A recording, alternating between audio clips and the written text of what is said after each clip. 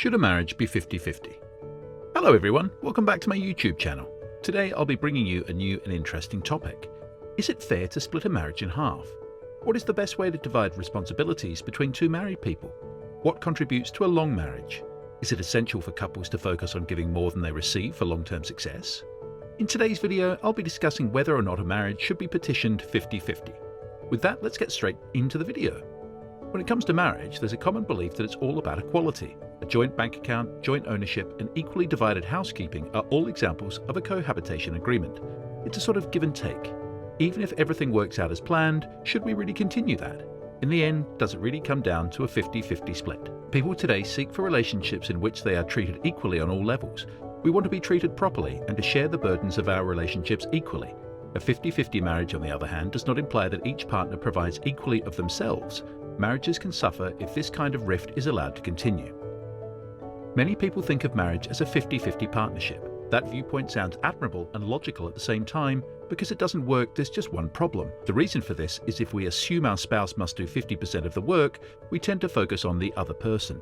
You do your share leads to unmet expectations, which leads to disappointment, which leads to anger or silence, which leads to distance instead of harmony, which leads to more pressure to perform, and this is a lethal cycle. It is best to be on the same page as your partner when communicating. To be fair, in a relationship, both partners must be aware of and work toward the relationship's goals, not just to their own. However, this does not mean that the needs of the person are insignificant. On the contrary, they are crucial and should not be overlooked. Even more detrimental to relationships is animosity, which can be caused by people ignoring their own specific needs. Wouldn't it be wonderful if a marriage was actually a 50-50 venture?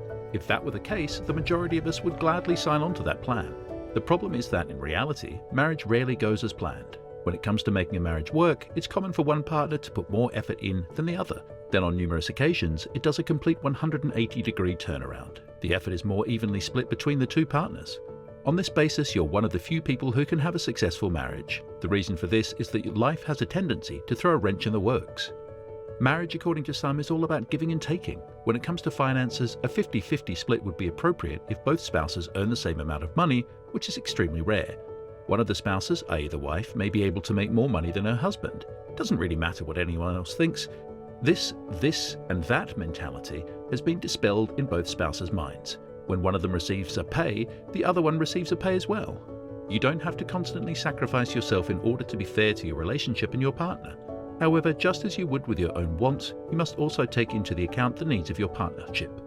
The concept of fairness in a relationship relies heavily on the concept of balance. It's about striking a balance between your wants, your partner's wants, and the demands of your partnership as a whole.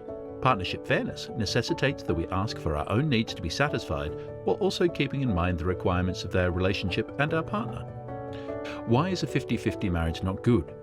The idea of a 50-50 split in a marriage is selfish. Not only does this worldview lack compassion, but it also expects something in return whenever you help out with a relationship or family. Rather than pondering, what can I do in order to improve our current relationship, it is not clear to me why I should do this. Your relationship shifts from being about making your partner happy to making you happy. Unrealistic expectations are fostered by the 50-50 marriage pattern. After all, this is a person you're going to have to put up with for quite some time. At the very least, the idea that every step along the route will be split evenly is a fantasy. It is inevitable that your partner will stumble at some point. They can't keep their end of the contract because they're unwell, unhappy, or just plain fatigued. Your marriage will be damaged if you expect them to do their fair share, which will lead to a breakdown in communication. It's not about you in a marriage. The benefits of a relationship extend beyond the day-to-day interests of both partners. Keeping score of who gets more and who gets less is something couples must avoid if they want to last. This does not work in a marriage. I'm pleased you've listened this far. I would like to conclude this video by stating that a marriage should not be a 50-50 relationship. There should be no favoritism between the couples. A 50-50 split is almost usually a bad combination in marriage, so resist the opportunity to try it out.